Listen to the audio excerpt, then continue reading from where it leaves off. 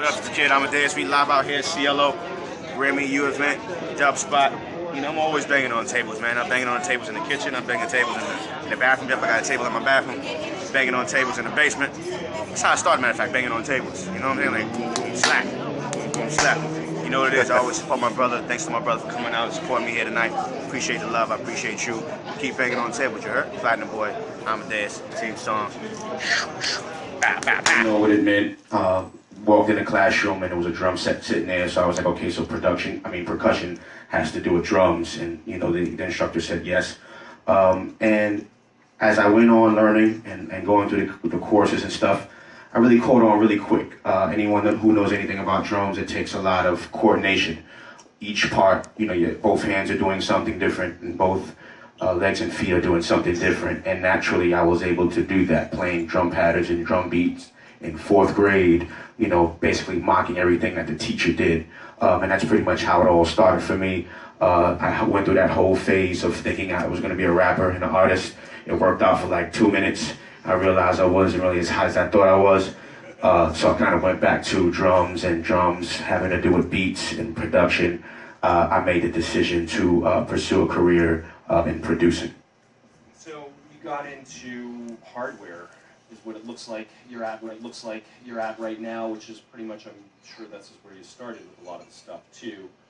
So the rig that he has up here, just in case the rest of you are curious, I don't know if you've seen this one from the side when you walked in, but he's got an old school MPC 2000 and he's using a sound module. Yeah. Yes. Okay, so this is actually, I mean, this is the formula pretty much before the computer came into the modern context of things. And, you know, there's people that swear by the workflows that they've developed, and Amadeus is definitely one of these people that, you know, it's more about the music probably than it is the technology that's going into all of this. So, I mean, where did you start? What was the first pieces of gear, first ways that you got into this whole thing? I mean, it wasn't through the computer, so did you know somebody that, you know? Yeah, I actually started on a Roland XP50. If anyone is familiar with that, okay, a few people. Roland XP50. It had a sequencer inside the key, so I was able to program the tracks, drums, everything in that one keyboard. I was on that for about 2 years. Switched over to an older keyboard, the Ensoniq, and an Ensoniq keyboard, ASR 10. Yep. So I had that, and then. That's when the Trinity came out, and then you know, I switched over to the Trinity. So it was all keyboard work until you know, I started taking label meetings, and the A&R was just saying, you know, I like the tracks are really good, but your drums. And I was like, what do you mean? I'm turning them up as loud as possible. I'm a drummer. I know what I'm doing. You can't tell me nothing.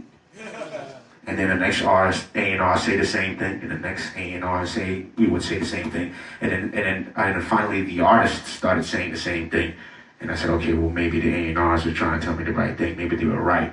So when I was able to, you know, well, first of all, I gotta say the story right, ladies and gentlemen. A round of applause for Tiffany Mignon.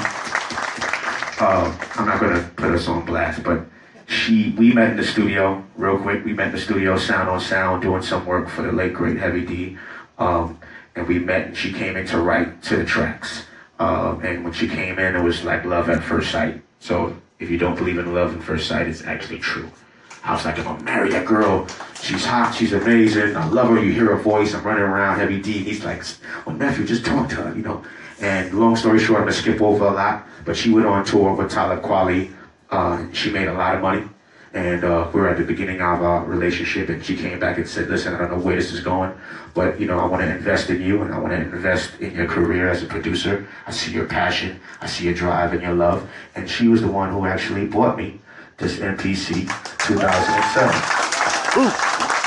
Yeah. That's dope. So that's how I got my MPC 2000 XL.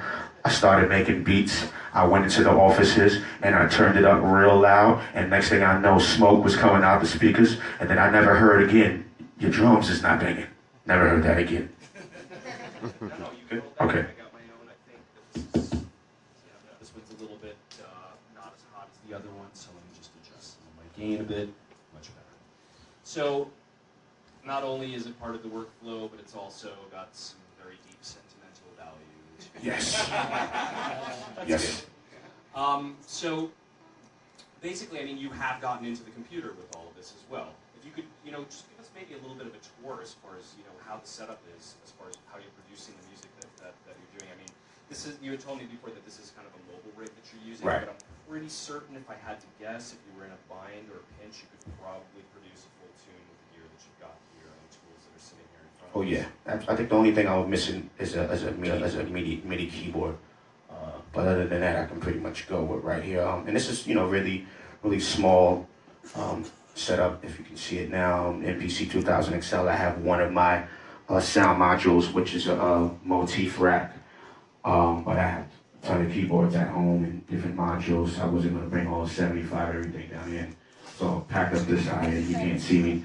But yeah, pretty much, it gets the job done. This sound module has so many different sound variations, and from strings to piano to basses to anything I can imagine needing, and it all comes out of here. So I can actually make many tracks just using this one module. I would prefer to use various modules because it gives me opportunities to use different sounds and stuff, but I can actually make it happen with this small rig here. And for any of you that are getting nostalgic, I have to point this out as well because I actually have the Amadeus at home. Does anybody know what this is? Zip disk. No, it's not a floppy disk. It's called a zip disk, and this was actually what people used back in the day with hardware samplers. Don't say it like that. Back in the day. Back in the day?